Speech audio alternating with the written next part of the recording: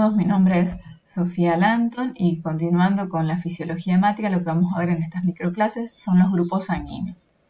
Los objetivos de estas microclases son estudiar las características generales y particulares de algunos sistemas de grupos sanguíneos de importancia clínica, interpretar el fenotipo y posible genotipo de algunos sistemas, reconocer la importancia de la respuesta inmune y el rol del laboratorio. Entonces, sobre la superficie, los glóbulos rojos y de otras células se encuentran glicoproteínas y glicolípidos que actúan como antígenos.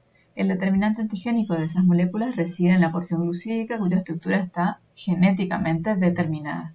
Según la composición de los oligosacáridos en estas moléculas, es posible caracterizar distintos grupos de individuos en una población. Se conocen varios de estos sistemas de antígenos en humanos. El mejor estudiado es el llamado ABO o AB0, que permite clasificar a los individuos en 4 grupos. Grupo A, B, AB y grupo 0.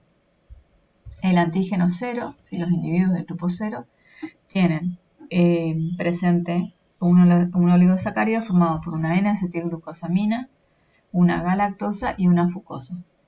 Esto unido a otra galactosa, que iría acá, que está fijado por un resto lactosilo a una ceramida en un glicolípido o a un hidroxilo de un resto aminoacídico en una glicoproteína.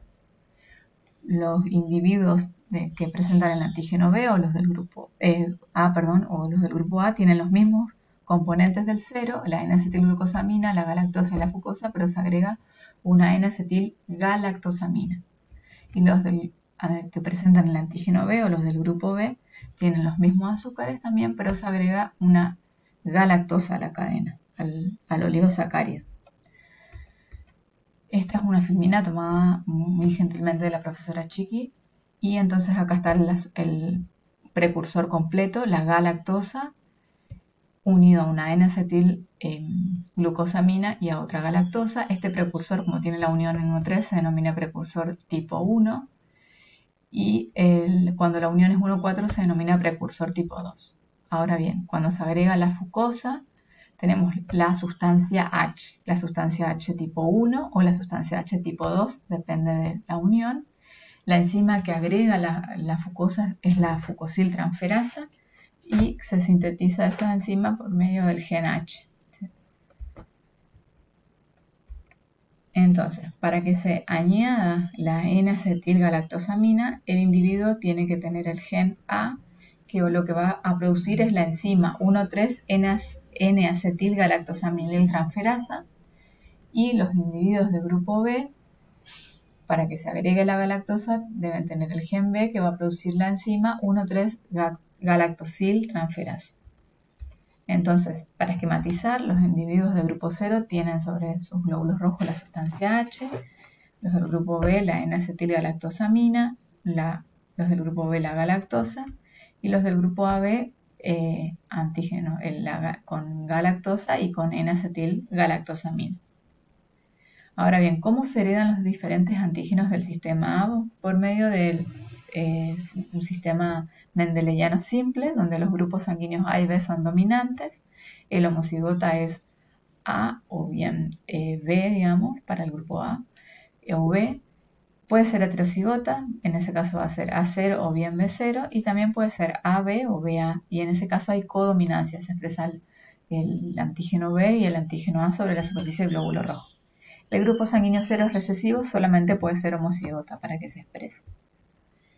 Entonces, los genes para todos los antígenos de carbohidratos codifican para glicosiltransferasas específicas, ¿sí? Que ya vimos cuáles son, que transfieren glúcidos específicos al aceptor de la cadena de hidratos de carbono específicos.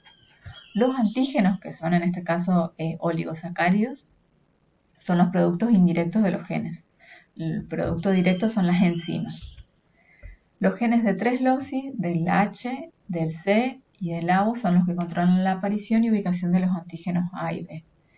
Los alelos para el grupo sanguíneo ABO, para los genes ABO, están en el cromosoma 9 y el alelo H y C del secretor en el cromosoma 19. Entonces los loci, el lugar donde se encuentran los alelos H y C, es en el cromosoma 19. El alelo activo en el locus H produce la fucosiltransferasa, que actúa a nivel celular para formar el antígeno H sobre el glóbulo rojo, y de esa manera se va a formar el grupo 0. Y el alelo activo en el locus C, secretor, es el responsable de la expresión de antígenos H primariamente como la saliva. En ese caso, no están el oligosacárido no está ubicado sobre la membrana del glóbulo rojo, sino que se encuentra soluble, disuelto en diferentes secreciones como la saliva.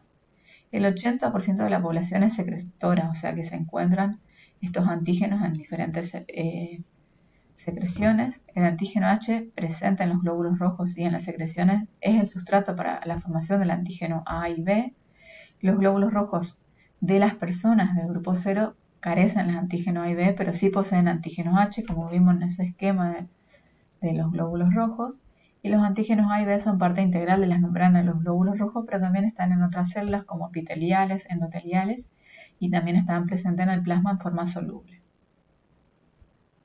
Entonces, ¿cómo estudiamos desde el laboratorio? ¿Cómo ponemos de manifiesto qué antígenos se expresan sobre los glóbulos rojos? Por medio de reactivos comerciales que vienen así en esta presentación de goteros, que no son otra cosa que anticuerpos. Hay anti-A, anti-B y anti-D, que es para otro sistema que vamos a ver a continuación. Se agrega una gota de cada reactivo sin que se mezclen sobre un porta o sobre una placa, portaobjetos. Como dijimos, esos reactivos son anticuerpos, ¿sí? Este, por ejemplo, es el anti-A. Y se pone una gota de sangre y se evalúa si los glóbulos rojos de esa sangre reaccionan o no con el reactivo. Si reacciona, significa que va a haber aglutinación, esa es la reacción, una reacción de aglutinación, como en este caso, y entonces se puede inferir que el grupo sanguíneo para el sistema ABO es de este individuo A, pues reacciona con el anti-A, aglutina, no lo hace con el B, o sea que no tiene antígenos B sobre la membrana del glóbulo rojo, bueno, y esto es para el D. En este caso, que no reacciona ni con el reactivo A ni con el reactivo B, entonces es del grupo 0, no tiene antígenos A ni B. Entonces, como dijimos, esta reacción es de reacción de aglutinación en placa. Esta es otra filmina de la profesora Chiqui, que es muy interesante porque está resumido todo lo que dijimos, ¿sí? La cadena polisacárida precursora H, el fenotipo puede ser el A, B0 o AB, y el antígeno presente en la superficie del glóbulo rojo. Hay un precursor particular donde el alelo H homocigota no se expresa y el fenotipo es el Bombay, está presente en muy poca proporción a nivel mundial y fenotípicamente se ve como si fuese un grupo 0. Entonces, la transmisión génica, como dijimos, los grupos sanguíneos ABO se heredan de manera mendeliana simple por medio de 3 genes, 3 alelos, el A, B y el 0, que ya dijimos que A y B son codominantes, el 0 es silencioso recesivo, y el alelo H entonces tiene la forma H activa, que es dominante, y el alelo H minúscula, digamos, no produce el antígeno, es silencioso o recesivo. Y aquí como es el genotipo de las personas, AB, 0, AB y B. En cuanto a la frecuencia de los grupos sanguíneos, los más frecuentes son los individuos que presentan el grupo 0 y el grupo A. A su vez, dentro del grupo A hay 2 subtipos, A1 y A2, y el que se encuentra en mayor frecuencia es el A1. Estos subgrupos se da porque se presentan pequeñas modificaciones en esa cadena de oligosacáridos, una cuestión de unión. La sustancia precursora H1 y H2 ya vimos. Y también se modifica, hay diferencias en el número de sitios antigénicos en el eritrocito, son mayores en el subgrupo A1. Entonces, el grupo sanguíneo, en esta tabla se ve la frecuencia, donde los más frecuentes son el grupo 0 y el grupo A, y como es el fenotipo, el genotipo, y lo que nos falta ver son los anticuerpos del grupo ABO. Las personas poseen anticuerpos contra los antígenos A o B ausentes en sus glóbulos rojos. Esta relación complementaria permite efectuar la identificación del grupo. Así como podemos estudiar el antígeno sobre la membrana del glóbulo rojo por medio del anti-A o el anti-B, podemos estudiar el anticuerpo presente en el suero o el plasma del individuo. Estos anticuerpos se detectan luego de los 4 a 6 meses de vida, alcanzan el nivel del adulto a los 5 a 10 años de vida. Son predominantemente IgM, aunque también pueden ser IgG. La IgM, recordar que no atraviesa la placenta y eso es importante. es una diferencia que ocurre con otro sistema de grupos sanguíneos. La IgG sí puede atravesar la placenta y estos anticuerpos del grupo A pueden activar el complemento por medio de la vía clásica, de ahí reside su importancia clínica, porque pueden generar destrucción del glóbulo rojo de manera intravascular dentro de los vasos sanguíneos, hemólisis intravascular principalmente. Entonces, los anticuerpos naturales, que son los del sistema ABO, digamos, son anticuerpos cuya existencia no reconoce un antecedente de inmunización específico, entendiendo como tal sangre o embarazo incompatible. Estos anticuerpos que se producen en el individuo que no tiene el grupo sanguíneo A o B, se da de manera natural, no estuvo en contacto con un glóbulo rojo que no es de su mismo grupo, que es incompatible, digamos, para el sistema ABO.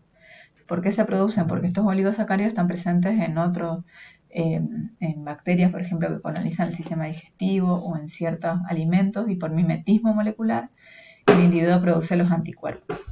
Después están los anticuerpos inmunes, que son anticuerpos cuya existencia es consecuencia de transfusión o embarazo. Ahí sí el individuo está en contacto con glóbulos rojos que tienen antígenos que no están en sus propios glóbulos rojos, digamos, y ahí, son de otro sistema sanguíneo y se producen los anticuerpos. Entonces, anticuerpos antieritrocitarios. El anticuerpo es parte de la respuesta inmune, son producidos por los linfocitos B y se producen contra un antígeno eritrocitario reconocido como no propio.